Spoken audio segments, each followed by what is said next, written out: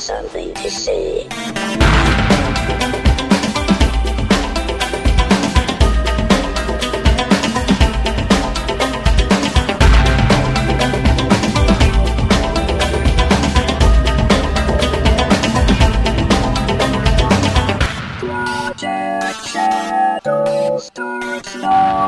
Hello everybody and welcome to Project Shadow episode number 561, Wet Hot Vampire Slayer for the Rebels. Hi, I'm author C.E. Dorset, but you can call me Eric. It's been quite a day. I'm sorry I didn't get an episode out yesterday. I really meant to, but I was in classes all day, and yeah, by the time I realized what time it was really, really late, and yeah, I just didn't get one done. I'm really sorry.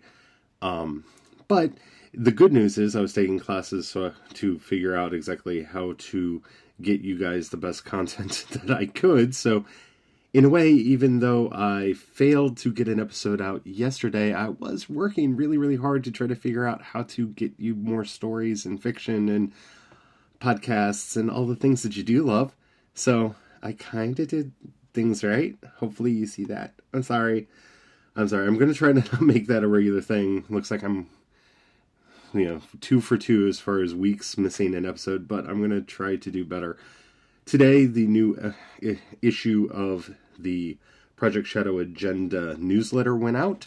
If you did not receive yours, maybe you didn't subscribe. Head over to projectshadow.com and subscribe, and you'll be up on all the things that are going on here at the project, as well as, first in line to receive free fiction. There is a new story about to come out exclusively for subscribers to the newsletter. So head on over there, sign up. It's free. I respect your privacy. I'm not going to give your information away. I promise. And I promise to keep the, information good, and hopefully you'll enjoy everything that I'm doing over there. But do subscribe. It will help you keep connected to everything that we're doing here at Project Shadow, as well as everything that's coming up with some upcoming convention appearances and whatnot. So, did you see it?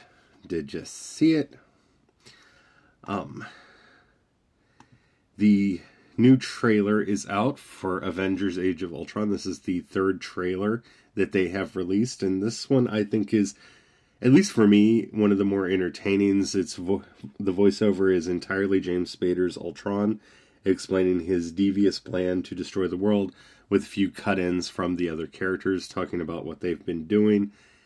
This one was really compelling, and there's a couple things that I feel that need to get called out in this. Number one, after you see the Avengers Age of Ultron macro go up at the end, wait.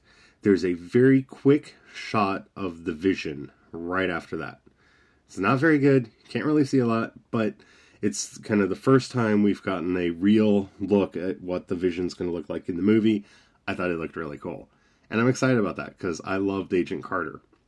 And if you haven't seen Agent Carter, you have to watch Agent Carter. Agent Carter was one of the best TV shows to come out in a long time. Oh, such a good show.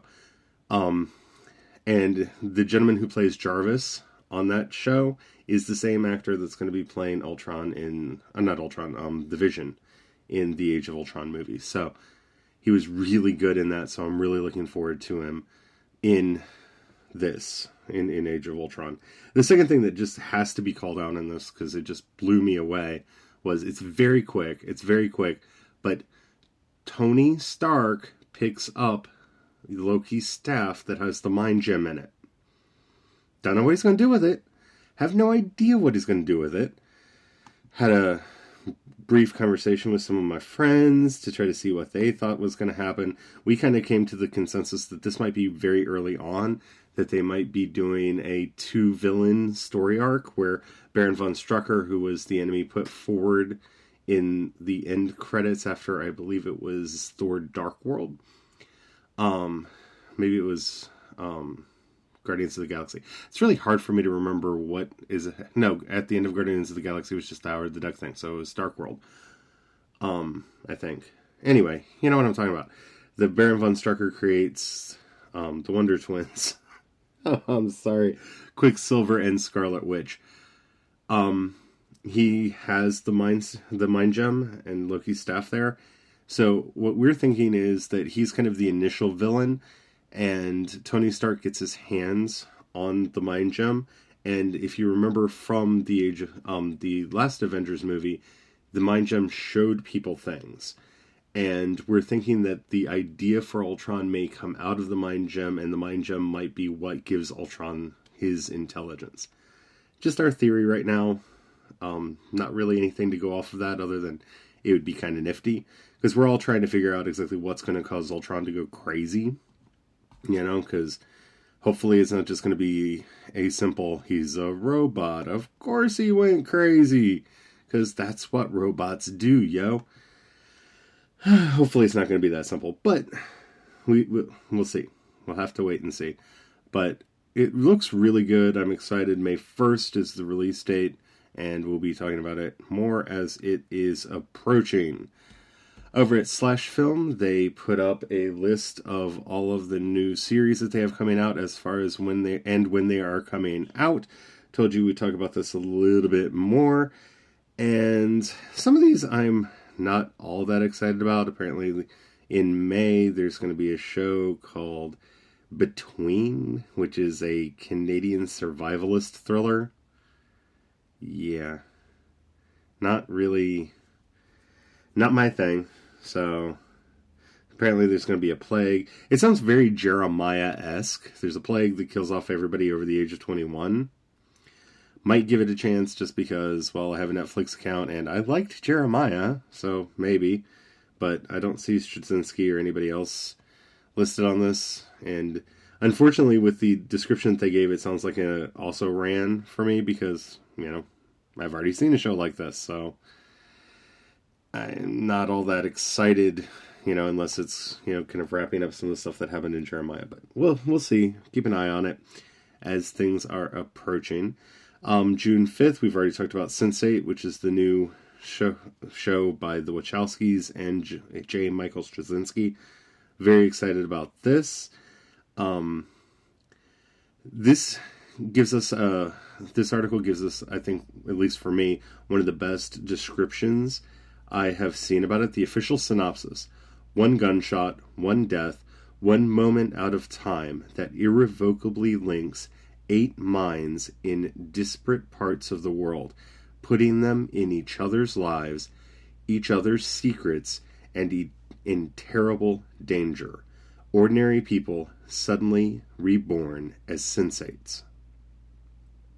Well, first of all, I'm glad to see that I was right. If you remember when we talked about the last synopsis that came out, I made a big point about how they hired a Mexican actor and a Bollywood actress, and they were casting actors who were more famous around the world, and hoping that that actually had something to do with what the plot. It sounds like it does. Very excited about this. So, yay. Can't wait. Gonna check it out. I'm kind of excited about it, but I'll be more excited when I can see a trailer and get an idea of what it's going to be like, because there's a part of me afraid that it's going to be like, what was that show, Touch? You know, with the little kid that could kind of see things, and yeah. Hoping it's not going to be like that. Hoping it's not going to be like Heroes, because I didn't like either one of those, but we'll see. On June 12th, Orange is the New Black Season 3. Yay! I'm very excited about this. And the best news ever, it will be 100% Larry free. So, yay! That's also very exciting. On July 17th, Wet Hot American Summer, first day of camp. I can't believe how excited I am about this. I really can't. Okay, if you have never seen the movie Wet Hot American Summer, it's really not what it sounds like. It's a Janeane Garofalo movie from 2001. Well, she's one of many, many actors in it. It was a really funny show. I loved it. It was so funny.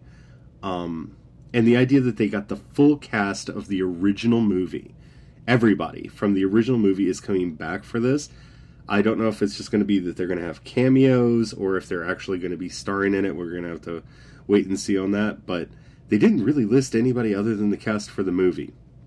It was a really funny movie. If you can check it out, check it out. I'm excited. I'm hoping that it comes out really, really good, but we'll have to wait and see. Other things that are coming that were not on this initial list, the Tina Fey created Unbreakable Kimmy Schmidt, which I can't wait for, March 6th, which means it's almost here. Yay! I cannot wait for that. Apparently Kyle Chandler is getting a drama named Bloodlines, which I have not heard much about. Daredevil will be premiering on April 10th, so that sounds interesting. And a Jane Fonda, Lily Tomlin comedy called Grace and Frankie on May 8th. I love Lily Tomlin. I never was a big Jane Fonda fan, though. I will say, granted, this was a long time ago, but in 9 to 5, Jane Fonda and Lily Tomlin have really good on-screen chemistry in that movie. It's one of my favorite movies, favorite comedies especially. So that makes me happy about this. And Jane Fonda was really good in Newsroom. So I'm kind of looking forward to that too. So a lot coming up for the Netflix soon. Can't wait to see how all that actually plays out. But in some ways, I'm actually more excited about the Wet Hot American Summer just because it's one of those comedies that I don't know a lot of people who have seen it. And it made me laugh a lot. And I don't know. There's something about getting the full cast of a movie back to do a series based on the movie that I've never really seen that before. So that, I don't know. There's something about that just it seems more special to me. It'd kind of be like, imagine if Marvel announced tomorrow that they're going to do an Avengers TV series, like a live action TV series, but they're actually going to have Chris Evans and all them play their characters in it. That would be awesome. So, I don't know. We'll have to wait and see exactly how that pans out, but I don't know. I don't know why that excites me so much, but it do. So, I'm just going to let it be exciting. Alrighty, and now we go on to the wonderful world of Clone Wars. Oh no, did I say that? I meant Rebels. The animation style is so similar between the two, but it's so different that it feels like a continuation of the original series, but it's not. I don't know. It gets weird sometimes. So Star Wars Rebels season finale finally happened, and if you do not want spoilers, now is the time to check out. Because I'm going to give some spoilers, because the very end of this episode was amazing. And if you haven't heard it already, you probably haven't been anywhere where people are talking about Star Wars online. Okay? Alright? Okay. So, apparently, they have killed the Inquisitor already, which surprised the hell out of me, because I thought they were setting him up to be the big bad for the series. And those words of his, some things are worse than death, before he jumps, falls, however you want to describe it, off of the catwalk down into the explosion, which I am presuming killed him. I was not expecting that at all. Like, so much of the show has been so kidsy in a way. It reminds me a lot of Clone Wars Season 1, where they hadn't realized that they needed to do a family audience yet, and were really aiming for the kids. And so, to actually see characters dying, blew me away. And to say that nobody died in this episode is ridiculous, because they blew up quite a few TIE fighters in the episode, so people died. But I really was not expecting for things to go the way that they did with the Inquisitor. I also thought it was an interesting counterpoint to what happened in Phantom Menace, where you see them go into the room with the pylons. It's very reminiscent of the fight with Darth Maul in Phantom Menace. And it went backwards in that you have Ezra getting hurt instead of Qui-Gon Jinn getting killed. So it's the Padawan, not the Master, who ends up getting hurt. And I was starting to wonder if they actually killed him because of the way his master reacted to it. But seeing him take this moment to center himself in the Force, and that wonderful line when he stands back up, that you have shown me something very important. I was a coward, but you have given me nothing left to fear. That was such a powerful moment when he stood up and lit both lightsabers and just went after the Inquisitor. I mean, wow, that was amazing. And I also liked, how he cut the Inquisitor's lightsaber in half.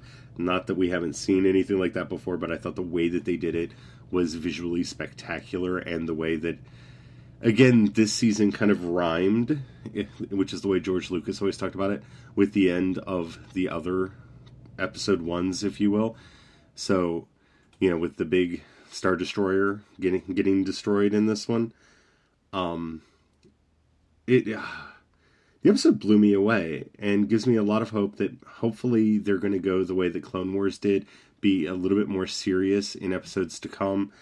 I think that this season was the best season that they had to kind of be jokey, because things hadn't gotten real yet, but things have gotten real. They're now clearly on the Imperial radar, and, I don't want this to become, the Power / Rangers, and get all dark and gritty, but, I think Clone Wars showed that there is a middle ground that a show can take, where it's light enough for the kids, but serious enough for the adults. And I'm hoping that the show goes that way. At the end of the episode, though, there are those two big reveals that, one, they're bringing Darth Vader in. I'm sorry, when Darth Vader exited the shuttle, that gave me chills in such a strong way. And then, of course, finding out that Fulcrum is Ahsoka Tano. That...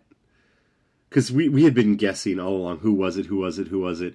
We had kind of settled on that it was probably Mon Mothma, because they'd given enough clues that we knew it was a woman. Fulcrum was a woman. And so we had kind of guessed that it was Mon Mothma, because she was the head of the rebellion and all that. Or maybe a really young Leia, but we didn't think that they were going to go that way. And so we kind of settled on Mon Mothma. And then when she pulled her cloak back and revealed that it was Ahsoka Tano, I almost cried. I was so excited because, I mean, you know how I felt when Clone Wars ended, that it ended with just Ahsoka walking away and not knowing what happened to her and not seeing her mentioned in anything, because we're going to get future stories about other characters from Clone Wars that they hadn't really, sealed up their storyline yet. But I loved Ahsoka. Ahsoka's character arc was so powerful, watching her grow up, and she really does grow up in course of the 6 seasons that Clone Wars had. Watching her grow up, watching her become a Jedi, and even better than the Jedi. It was such a powerful story arc to just have her walk away and then not know what happened to her. And now there's so many more questions. Okay, so she survived Order 66. That's phenomenal. How did she survive it? I'm assuming it was, because she wasn't a Jedi at the time, there were no clone troopers near enough to her to just attack, but everybody knew that she was a Jedi. So I would assume that they sent troopers out after her and she's been in hiding. I don't know. There's so many questions that I have, and I hope that they answer them. I'm really excited about this. And then, of course, there's the big mind blower of what's going to happen when Vader realizes that the head of the rebellion is Ahsoka Tano. I mean, that's going to destroy him. Here's my theory, that the show is going to get incrementally darker, and I hate to say it, but before the series is out, Vader himself will kill Ahsoka Tano. And that is going to be why he tells Luke that there is no good left in him. Trust him. Others have tried. She's going to try to redeem him. And fail. That's my theory. I can't prove it, but if I were writing the series, that's what I would do. Because it's the perfect opportunity for that. I don't want to see her die. I don't want to see her die, but I think that would be a powerful, powerful moment in Star Wars. So we'll have to see. But it's not just me that was excited about this and just completely emotionally overwhelmed and taken aback by how it made me feel. The outpouring on social media got Dave Filoni, who is the executive producer for Rebels. I mean, he himself is overwhelmed at how people reacted to the reveal that it was Ahsoka Tano. He said on Facebook, and I quote, "Nothing could have prepared us for the outpouring of emotion and cheers when Ahsoka Tano appeared. As someone who has watched over her character from the beginning, I was overwhelmed by the reaction.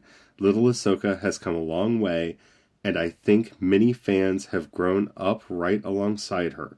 I'm looking forward to your continuing journey with her as she attempts to guide our rebel heroes in these dark and dangerous times." And I think that's where he's telegraphing it. Dark and dangerous times. I think that's where he's telegraphing that the show is going to get darker and a little bit more like Clone Wars in its tone. A little bit less lighthearted. I mean, it's still going to have the humor to it to a certain degree, but it's think about how this season ended compared to how this season began. It was a very lighthearted show. I mean, Ezra was just cracking jokes left and right. All the characters were very lighthearted. And by the time we get, about halfway through the season, it did start getting steadily darker. They're slowly moving that way because they have to make you understand how serious it is, or you're not going to be emotionally involved in the story. And I think they're doing a really good job at that. So I'm excited to see this idea that I don't know if she's going to be a regular on season 2 or not, but to see her back, to see her, it just blew me away. I'm very excited about that. And Sci-Fi Pulse is reporting that Sarah Michelle Gellar has been cast for season 2 of Star Wars Rebels. We have no idea who she's going to play yet, so it could quite literally be anybody. But this is exciting.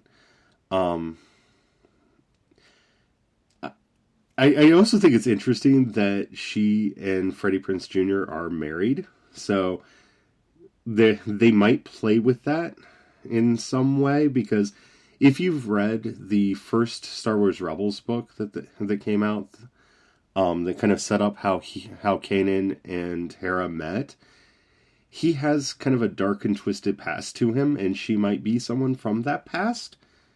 I don't know. She could also be a villain, which I think would be amazing, especially if all of us are right and the actress who plays Brienne of Tarth is going to be one of the major Sith Inquisitor villains in the upcoming Star Wars Force Awakens movie.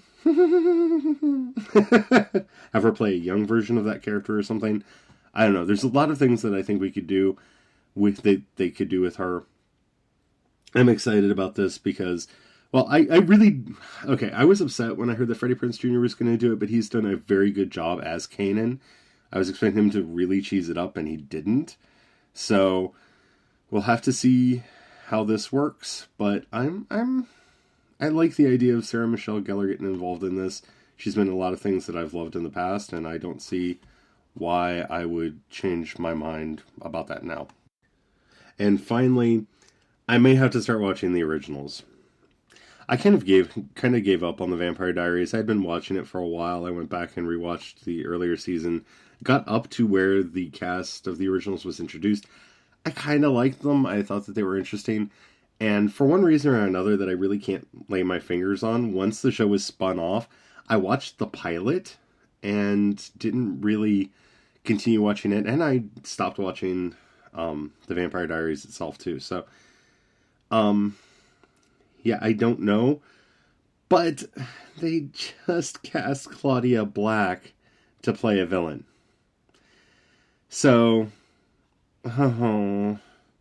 So in the second half of the second season, she is going to be playing Esther, the mother of Finn. I don't know. this story is a little confusing as far as how they're going to bring her in. But I have been such a huge fan of Claudia Black for such a long time. I might have to start watching the show. So, if any of you are watching the originals, let me know if it's a show that I'm going to have to get caught up on, or if I'll just be able to dip in when she comes into the show and follow it from there. I'm assuming it's going to be kind of soap opera-y like the Vampire Diaries was, and I'm going to have to get caught up. Let me know. Dang it, why'd they have to cast Claudia Black? I was fine not watching the show. And then they decided that I had to. Anyway, that does it for today. I hope you had a good time. I am glad for this time to talk with you. I have started playing around with video on Twitter. They added this new feature where you can post 30-second videos, and I've been kind of playing around with it as kind of a way to vlog or something, because it's just enough time to get one thought out. So I've been playing around with that, and I'd like to know what you think. You can follow me at CE Dorset on Twitter. You can go to Project Shadow for our show notes, projectshadow.com for our show notes, and sign up for the newsletter there. There is a new original short story coming out exclusively to the newsletter, so be sure to sign up so that you get that when it comes out. It's going to be a prelude to the novel that I'm working on and give you kind of a hint at what I'm working on. I'm very excited about that. Very excited. May not sound like it because it's a lot of work, but I'm really excited about it. I think that it's going... I hate to say this because I say this about everything that I do, but I think it's going to be the best book that I've done so far. I can't wait to start sharing more about it with you guys. So definitely go sign up for the newsletter, and you'll get that as soon as it comes out, as well as just be very tightly in the loop about everything going on in the project.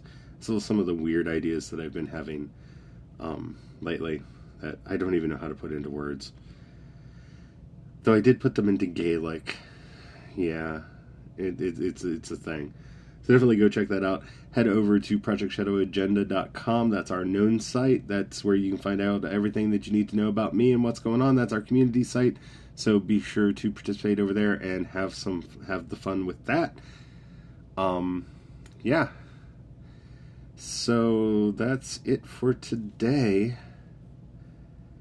It's the second recording from my office. How do you like the sound? I moved the mic today. It's in a different place, hoping to get better sound than I did on the last episode. Let me know what you think. Anyway, this is Eric, and I will see you later. Have the fun. Bye.